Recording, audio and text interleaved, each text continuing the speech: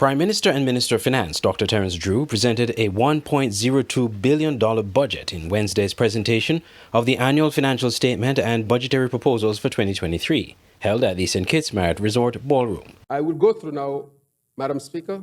Governor General, $1,933,990. Parliament, $2.1 million. Audit Office, $1.5 million. Justice and Legal Affairs, $14.1 million. Prime Minister's Office, $100 million. National Security, Citizenship and Immigration, $98 million. International Trade, Industry, Commerce and Consumer Affairs, $6.3 million. Finance, $307 million. Social Development and Gender Affairs, $43.2 million. Agriculture, Fisheries, Marine Resources and Cooperatives, $25.1 million. Tourism, Civil Aviation and International Transport, $44.5 million. Public Infrastructure, Energy, Utilities and Domestic Transport, $63.6 million. Education, $111,857,074. Health and Social Security, $93,889,465. Sports and the Creative Economy, $19.1 million. Sustainable Development, $15.5 million. Foreign Affairs, $20.2 million. Office of the Attorney General, $13.1 million. Employment and Labor, $6.3 million. Housing, Human Settlement, Ecclesiastic Affairs and Faith-Based Affairs, $6.7 million. Environment, Climate Action and Constituency Empowerment, $8.5 million. Information, Communication, Technology and Posts, $13.4 million. Youth Empowerment, Aging and Disability, $2.4 million. Economic Development and Investment, $2.6 million. Small Business and Entrepreneurship, $1.2 million.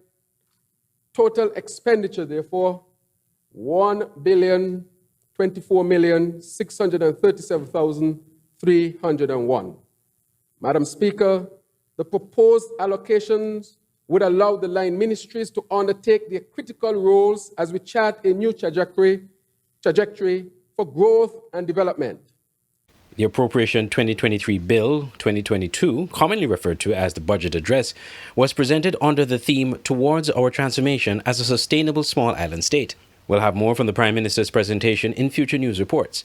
The sitting of the National Assembly will continue from Thursday, December 15th, at the National Assembly Chambers, Government Headquarters, Bastille. I'm Andre Huey for SKN Newsline. Mr. Michael Martin is the new head of the Citizenship by Investment Unit, CIU. He was formally introduced as the new head this week by Prime Minister and Citizenship and Immigration Dr. Terence Drew. According to a press release from the Prime Minister's office, Mr. Martin is no stranger to the CBI industry, having been at one time one of the top service providers in the industry. He is a national of St. Kitts and Nevis who has served in top managerial positions in a number of companies, including National Caribbean Insurance Company, National Bank Trust Company, and Sagicor Life Incorporated. He is a past director of the Insurance Association of the Caribbean, honorary secretary of the Brimstone Hill Fortress National Park Society Council of Management, and a director of First Federal Cooperative Credit Union. Mr. Martin holds a graduate diploma from the International Compliance Association and Manchester Business School, a certificate in International Trust Management from the Society of Trust and Estate Practitioners, and a certificate in Managing Financial Services from the University of the West Indies. At the briefing, the new head thanked the Prime Minister for trusting him with this very important assignment and expressed his excitement about taking on the new task. Mr. Martin stated that a situational analysis will be conducted to assess the status of the unit and determine the best way forward to maximize efficiency and effectiveness. The Citizenship by Investment program is expected to undergo a complete evolution. As Mr. Martin outlined the strategic plans he has in store for the unit, he stated that the focus is on advancing the country. you're looking to sell, buy, rent, or manage a property, your answer has to be Diamond Real Estate and Management St. Kitts, Dreams. They provide oversight of real estate and physical property in St. Kitts and Nevis, perform regular maintenance, utility payments, and safety checks to ensure your property is well kept. Dreams manages and optimizes your rental listing, recruits tenants, and much more. Looking to sell that parcel of land or property, or dreaming of owning your own? Trust Dreams under the leadership and experience of its CEO, Velma Merchant. Many can attest to her professionalism and customer service. Diamond Real Estate Management St. Kitts. Call 663-7326 or visit their office at 15 Shadwell Industrial Estate, making your real estate dreams come true. The holiday season is approaching, and now is the time to get the message out about your business. SK Newsline introduces special advertising rates for the Christmas season with our Christmas specials. You can advertise on the SK Newsline Newscast or send special holiday greetings to the general public with our Christmas greetings on both SK Newsline and Voice of the Caribbean Radio at affordable prices. Call our marketing department for more information, 665-7496, or email advertising@sknnewsline.com. 'Tis the season to be jolly, so enjoy our Christmas specials at SK Newsline and Voice of the Caribbean Radio and promote your business the effective way this holiday season. The SKN Newsline website now offers you more news. Log on to www.sknnewsline.com for local, regional, and international news. You can also watch the latest newscast and keep abreast with news in sports, all from sknnewsline.com. That's www.sknnewsline.com. News at your fingertips. Nestled between evergreen mountains and the Caribbean Sea on the island of St. Kitts is the Millhouse Guest House and Convention Center. With breathtaking views, a rugged, beautiful shoreline, and immaculate manicured gardens make this the perfect location for your holiday, event, or wedding. With a large convention center, apartments with balconies providing stunning views, and a secluded cottage for larger family groups or honeymooning couples looking for some privacy. We have something for everyone. Book your stay at www.millhouseskn.com or visit our Facebook page, the Millhouse Guest House and Convention Center, an oasis of tranquility. SKN Newsline observed its 6th anniversary on Tuesday, December 13th. 6 years ago, SK Newsline was launched with its first digital newscast and news reports. Shortly thereafter, the SK Newsline website and social media networks were unveiled, featuring daily news items in audio-visual format, becoming the first digital news service of its kind in St. Kitts and Nevis. Over the years, SK Newsline has made great strides in the news landscape in St. Kitts and Nevis, breaking major news stories in the country, conducting several interviews with high-profile newsmakers in the Federation and around the Caribbean, including the first exclusive interview with newly elected Prime Minister Dr. Terence Drew back in August of this year. In early 2021, SK Newsline's newscast was being featured on the cable channel 95 and will become a permanent fixture on the cable on a soon-to-be-launched local channel. In addition to her newscast, SK Newsline has brought special live broadcasts of national events and will be rolling out production of TV shows in the near future. With a team of dedicated, hard-working individuals, SK Newsline continues and strives to be a beacon of journalism in the Federation. Happy anniversary to SK Newsline. Your world, your news. Charges have been laid against 39-year-old Sean Duport in relation to a drug bust at the RLB International Airport this week. Duport, a national of St. Kitts and Nevis who resides in Tortola, was charged by both the police and the St. Kitts and Nevis Customs and Excise Department on December 13, 2022. Police charged him for the offenses of possession of cannabis with intent to supply and importation of cannabis. He was charged by customs officers for the offenses of submitting a false declaration to a customs officer, concealment of goods, importation of restricted items, and fraudulent evasion with respect to the importation of a restricted item. Also on December 13, 2022, Duport received bail in the sum of $50,000 with 2 sureties with the conditions that he is to 1. Report to the Old Road Police Station twice per week and 2. Surrender all travel documents. He is to appear before the Bustaire Magistrate Court on February 6, 2023. When you're looking to sell, buy, rent, or manage a property, your answer has to be Diamond Real Estate and Management St. Kitts, Dreams. They provide oversight of real estate and physical property in St. Kitts and Nevis, perform regular maintenance, utility payments, and safety checks to ensure your property is well kept. Dreams manages and optimizes your rental listing, recruits tenants, and much more. Looking to sell that parcel of land or property, or dreaming of owning your own? Trust Dreams under the leadership and experience of its CEO, Velma Merchant. Many can attest to her professionalism and customer service. Diamond Real Estate Management St. Kitts. Call 663-7326 or visit their office at 15 Shadwell Industrial Estate, making your real estate dreams come true. The holiday season is approaching, and now is the time to get the message out about your business. SK Newsline introduces special advertising rates for the Christmas season with our Christmas specials. You can advertise on the SK Newsline Newscast or send special holiday greetings to the general public with our Christmas greetings on both SK Newsline and Voice of the Caribbean Radio at affordable prices.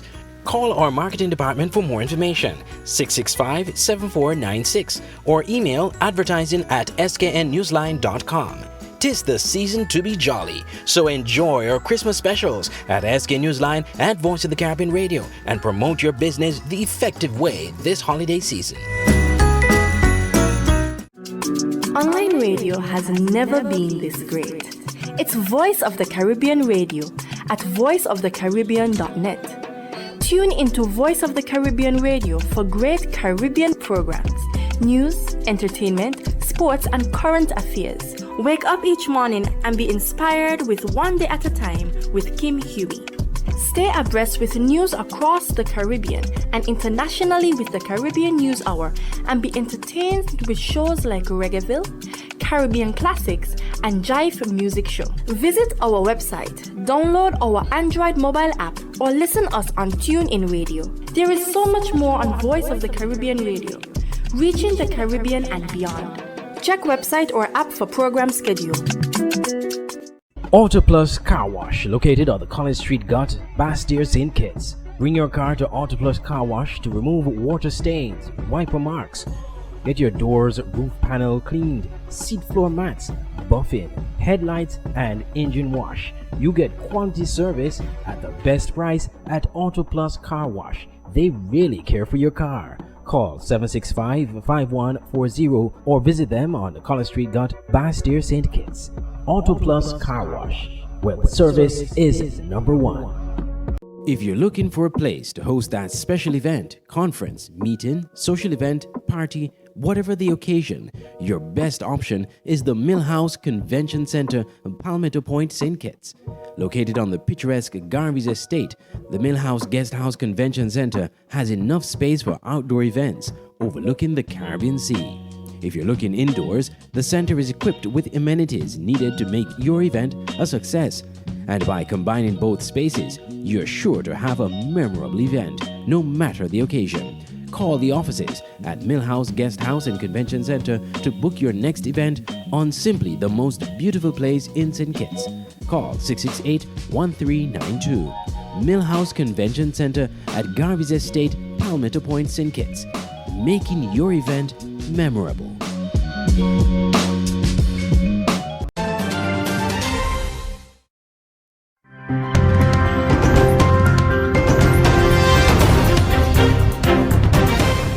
Dr. Irvin McIntyre is Dominica's new Minister of Finance in the most significant promotion announced by Prime Minister Roosevelt Skerrit late Monday. McIntyre was the Minister of Health who came in for a lot of praise for his stewardship during the COVID-19 crisis. The Ministry of Finance is regarded as one of the most powerful ministries. The new Minister of Health will be Cassani Laville, who was the Works Minister in the outgoing government. Fidel Grant, the now former Minister of Agriculture, will become the new Works Minister. Prime Minister Skerrit, who said he will retire midterm, has only given himself the Ministry of Investments and Governance. I have made known my intention not to serve out this term as Prime Minister, and therefore I have, in structuring this cabinet of ministers, begun to share the traditional load and weight of responsibility of the Prime Minister with some of my more senior members. In this regard, also, you will see that I have retained ministerial responsibility for issues of governance, and chief among these at this time is the matter of electoral modernization. This undertaking, embarked upon several years ago by us, will be followed through and implemented in the spirit of cooperation and national collaboration by mid-2023. Vince Henderson, a one-time OAS ambassador, is now the Foreign Affairs Minister, International Business, Trade and Energy. Melissa Skerritt, who has been given a ministry for the first time, is now the Minister of Housing. Of the new candidates, Roland Royer is the one full-fledged minister, that of Agriculture. A number of former ministers who did not contest the last elections are being engaged as special advisors. I will, as Chairman of the Cabinet of Ministers, invite former Senior Minister Reginald Osry to sit in on and serve as special advisor to the Cabinet of Ministers on Public Affairs and Community Relations. I believe with so many new faces in the government, we need someone who can keep members grounded in the wisdom of remaining fully connected at the constituency and community levels, and also to provide us with wisdom and an interpretation of what the many persons that we serve are saying and how they're responding to the actions and pronouncements of the government. In the same regard, I shall invite former government minister, Dr. Kenneth Darrow, to serve as special envoy in the office of the Prime Minister. He will attend meetings of the Cabinet on invitation. Among other responsibilities, he will have the specific responsibility for electoral modernization. Dominica's Prime Minister also announced a number of new diplomats, including former Trade Minister Ian Douglas, who will be posted in Havana. On this occasion as well, I would like to announce the intended appointment of current Permanent Secretary in the Office of the Prime Minister, Mrs. Missy Henderson, to the long vacant position of High Commissioner to the United Kingdom, with additional responsibility for diplomacy, trade, investment, and diaspora relations in several neighboring European countries. Former Secretary to the Cabinet, Steve Farrell, shall serve as Dominica's permanent representative to the Organization of American States and Ambassador to the United States of America. Dr. Philbert Aaron will be permanent representative to the United Nations, and Mr. Avondale Paul will replace Ambassador Hubert Charles at our embassy in the United Arab Emirates. Prime Minister Skerritt dubbed it a new reset. This new government will bring a fresh and purposeful approach to problem solving. We shall remain in touch with the people while maintaining healthy relations with nations far and near. Dominica will have a presence in major international capitals, and it shall have a voice and strong representation across the region. For Primetime Caribbean, I am Kimani Saint-Jean with the Carib Update News Service. This is Primetime Caribbean. More news straight ahead. As the 16 days of activism came to an end on Monday, Her Excellency Malgorzata Wasilewski, Ambassador of the European Union for Barbados, the Eastern Caribbean states, the OECS and CARICOM, commended Grenada for joining the movement towards ending gender-based violence. Her Excellency says she stands strongly against gender-based violence on all levels. I'm very moved by the t-shirts that I see here. One of the ones that moved me the most is I was raped at 5. I'm a mother, and to think of a 5-year-old child being raped is just absolutely appalling. Now, we do these 16 days of activism every year. I think we all have to ask ourselves a question, whether we are engaged enough as individuals and whether we talk about it enough to actually make it meaningful and make it contribute to people saying no at all levels possible. She called for a collaborative approach to addressing the issue of gender-based violence and creating a safe space for victims to speak out against the scourge. I feel very strongly against gender-based violence and the relationship violence, family violence of any kind, be it against children, be it against women or young girls, or boys, because a home or a community are supposed to be places where children feel the safest. And the problem is that too often when the violence happens or when the abuse starts, they have nobody to turn to that they trust, because the family and the community often tell them, I'm now talking region-wide, I'm not saying that this is always the case in Grenada, to protect the reputation of the family, to protect the reputation of the community. And that is simply not right. This being her third visit to Grenada, the ambassador highlighted the European Union's actions against the eradication of gender-based violence. Spoke last year quite strongly how European Union stands against violence. This is a very serious violation of basic human rights of every individual. We all have a right to dignity, personal integrity and space, and any form of violence is unacceptable. Christina John, GBN News.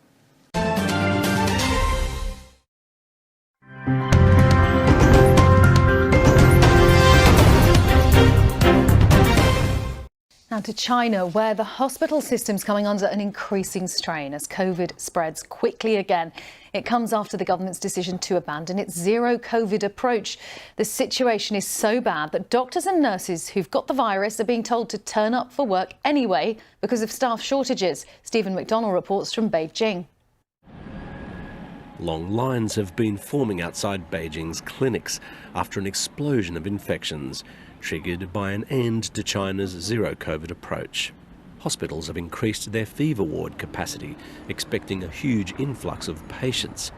People in this country have been used to going to hospital to treat any illness at all, but now they're putting massive pressure on the system.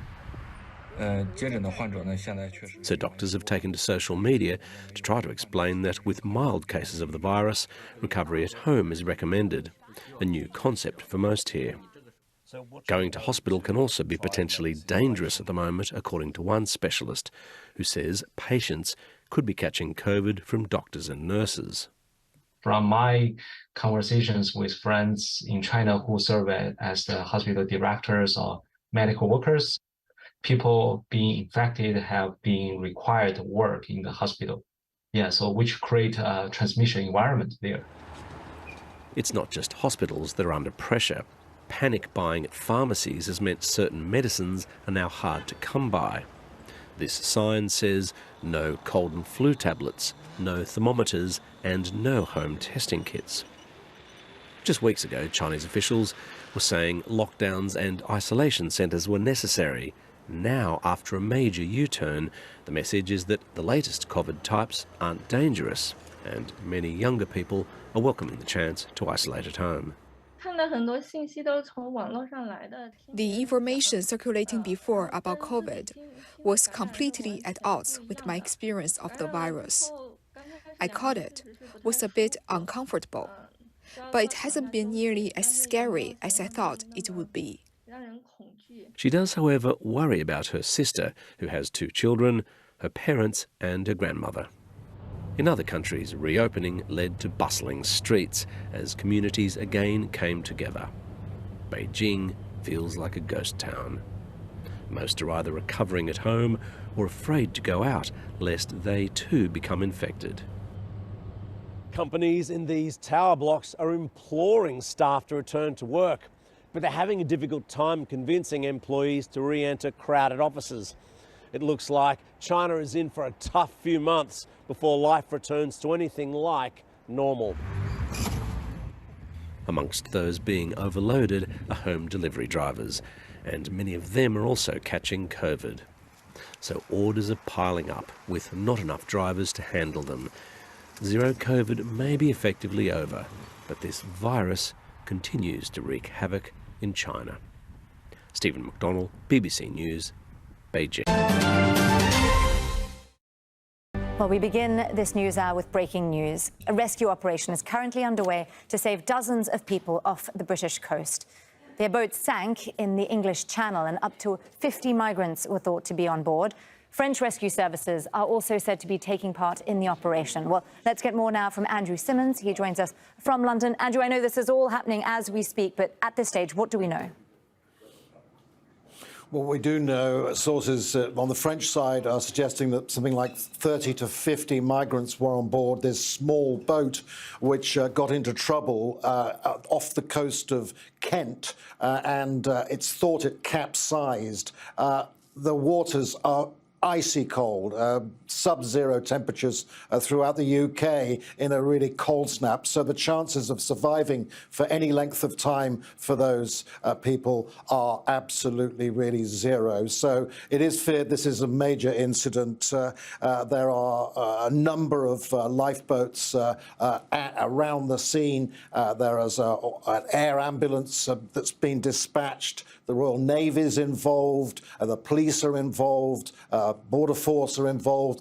Everybody is doing their very best, it would seem, to try to rescue people, but it does look grim at this stage. It's thought that this boat was heading for either Dover or Dungeness, which are both channel ports, and we're also learning that Suella Braverman, the Interior Minister, the Home Secretary, as she's called in the UK, has said that she's aware of this distressing incident, and she says that it's a cause of great concern. The issue of immigrants coming across the Channel is huge in the UK.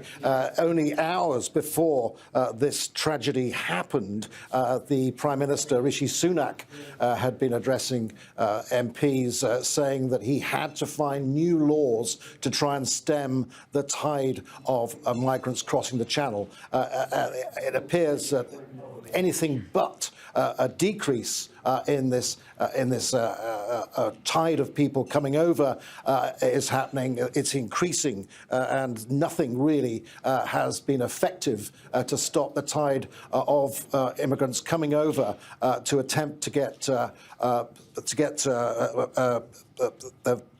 asylum from a whole host of countries in which these men are either escaping for economic reasons or for political reasons. They're leaving their home countries. Andrew Simmons there for us with all the latest from London. We'll be staying across that story for you here on Al Jazeera. Thanks, Andrew.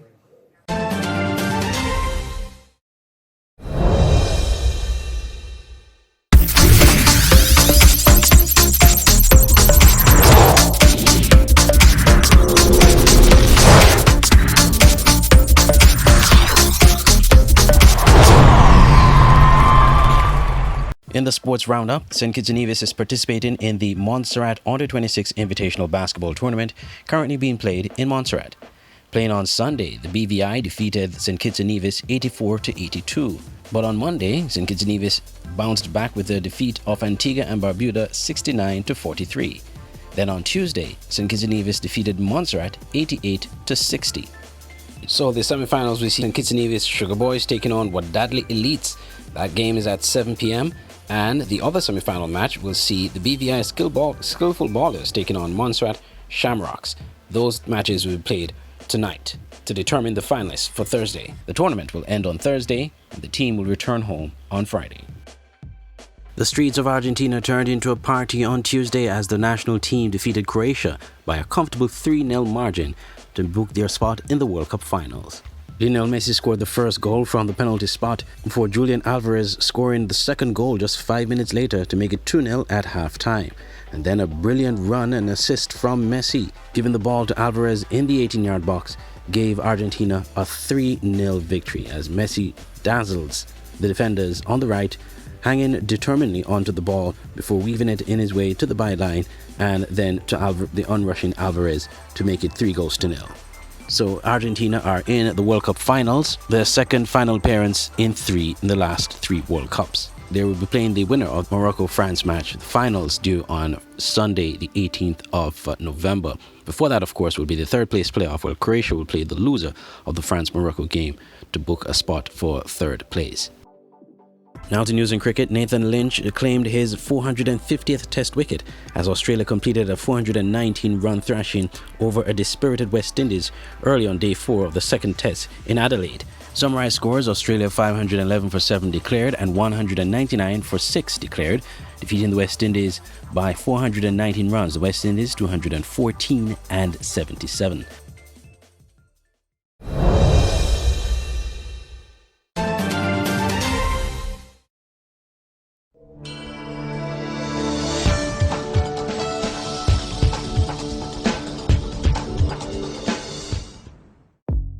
Welcome to the SKN Newsline Weather Report. I am Janil Boone. Here is a look at the forecast for St. Kitts and Nevis.